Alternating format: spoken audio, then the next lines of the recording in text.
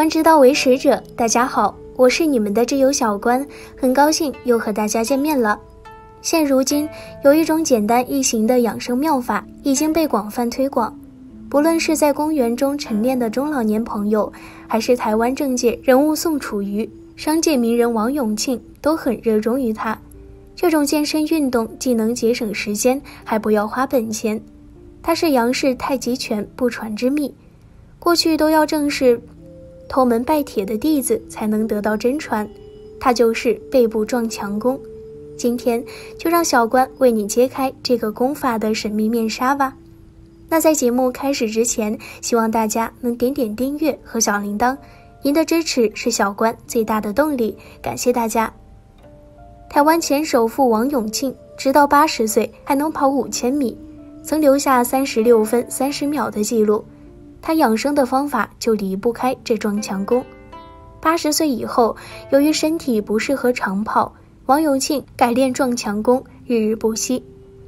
王永庆常做的撞墙功就是以背对着墙撞上去，据说撞墙会使全身的气在循环。当然，王永庆先生开始的晚了一点，虽然没有活过100岁，但也高寿92岁。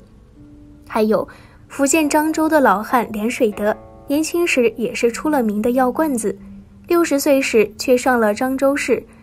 健康老人名人榜。更神奇的是，他的白发竟然还反黑。他说这得归功于他的撞墙养生法。说起连水德的撞墙运动，还有个由来。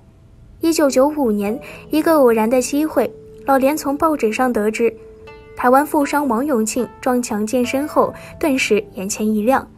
人家王永庆80岁还坚持撞墙，看来这是不错的健身方法，既节省时间，还不要花本钱。我想我也能做到。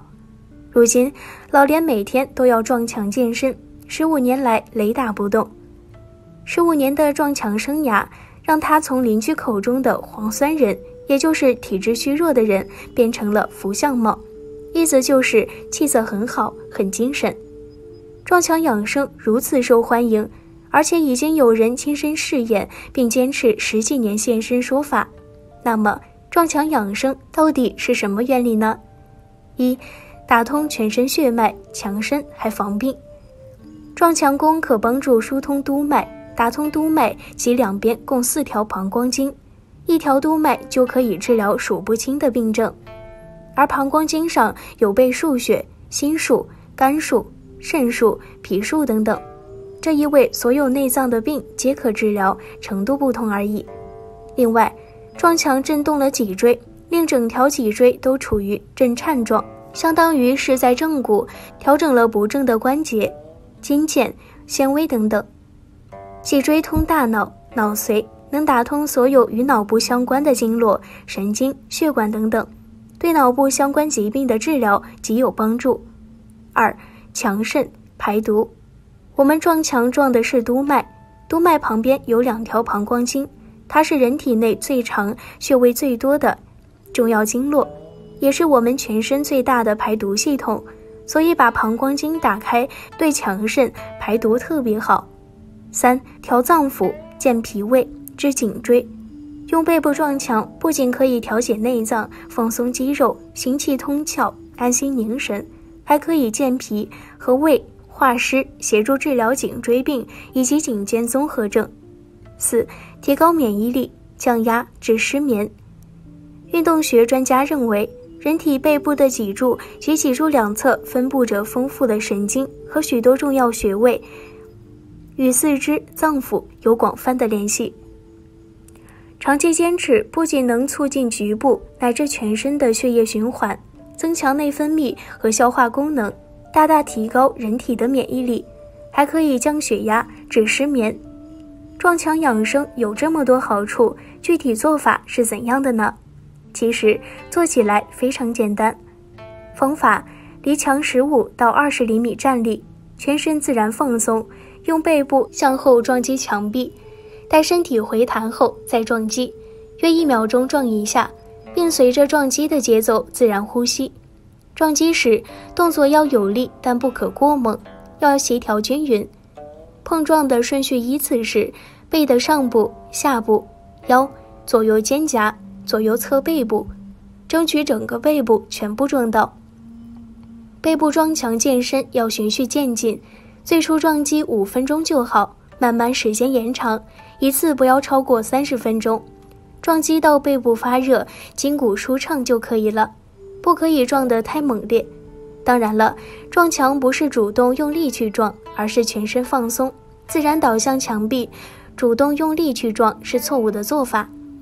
年纪大的人可以只撞3到5分钟，而对患有严重心脏病、尚未明确诊断的脊柱病、内脏下垂、血压过高、晚期肿瘤等症的病人，则不宜用此法锻炼。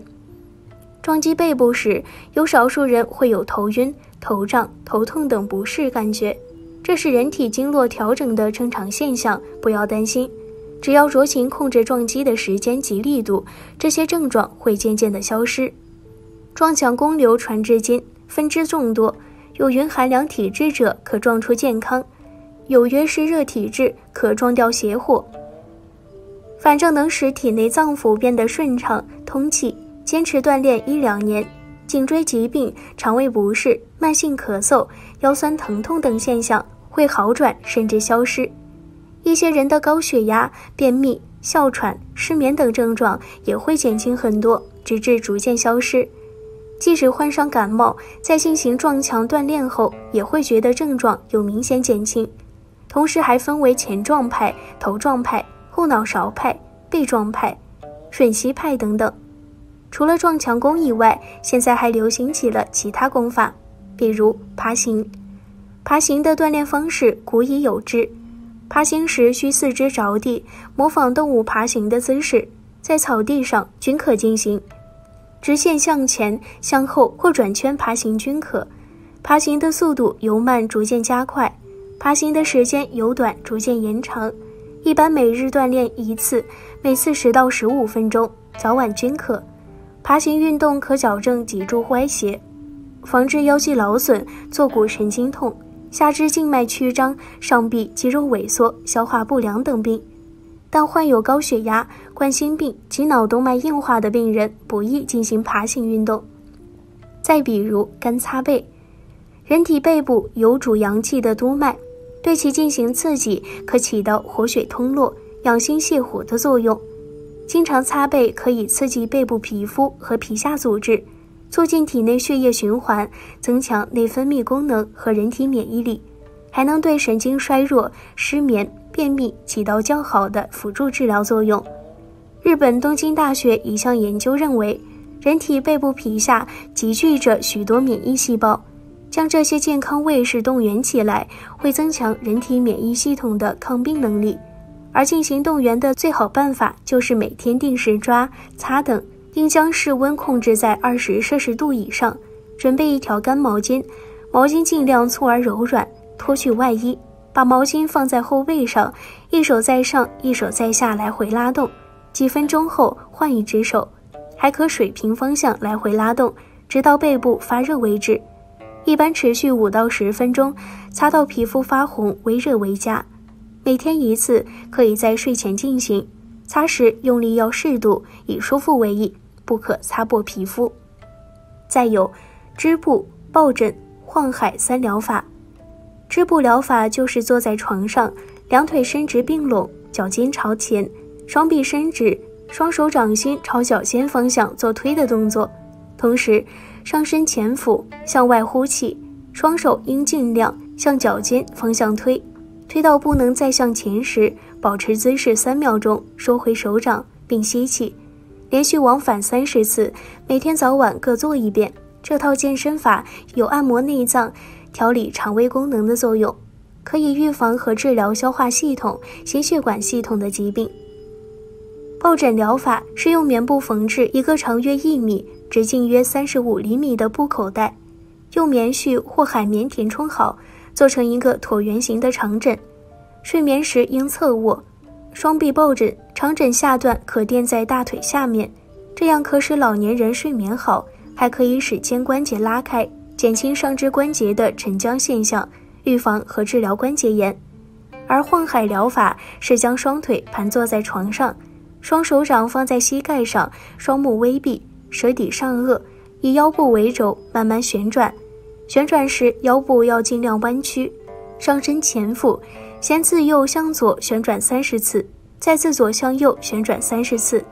每旋转一次约25秒钟，全部完成约30分钟左右，一般在睡前进行。此法可以调节大脑，对神经衰弱、消化不良、便秘、肠胃炎等疾病有预防和治疗作用。还有一种功法是集体呼喊说实话，注意这不是一项独立的运动，